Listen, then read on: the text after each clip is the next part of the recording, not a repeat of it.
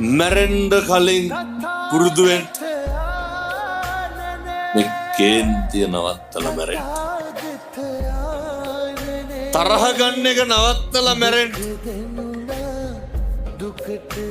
මෙහෙම දේශනා කරන්න හේතුව තමයි මම මේකේ තියෙන ඛේද වාචකය කියන්නේ කේන්තියක්. අපිට වැඩිපුරම කේන්තියන් තරහයන් ගෙවල් වල මිනිස්සුත් එක්ක නෙමෙයි. වැඩිපුරම අපි ඇවිස්සෙන්නේ කාත් එක්කද? අඳුරන්නේ නැති මිනිස්සුත් එක්ක කේන්ති යනවා. වෛර බඳින්න ඉක්මන් වෙන්නේ කාත් එක්කද?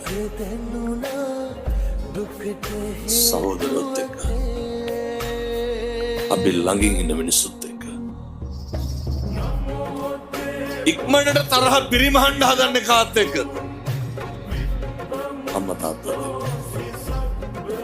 ඇයි රිප්ලයි නෑනේ මට. අම්මට තාත්තට මොක කිව්වත් ගැටලු තියෙනවද? ඔය ජීවිතේ මේ වෙනකොට තරහ පිරිමහන්න පටන් ගන්න ඉස්සරලම කන්නේ නැතුව ඉඳලා නැද්ද?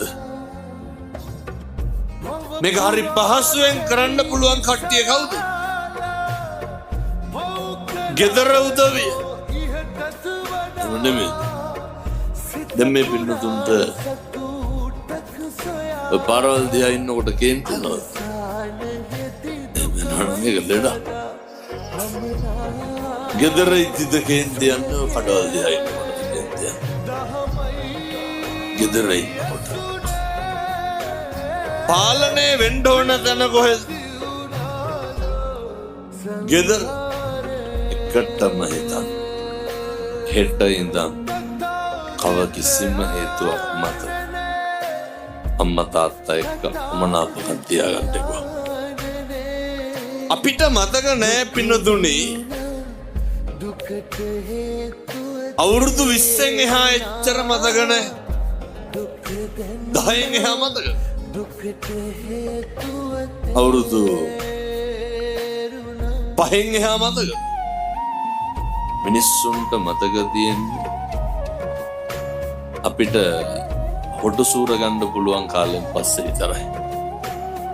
එහෙම නෙමෙයිද?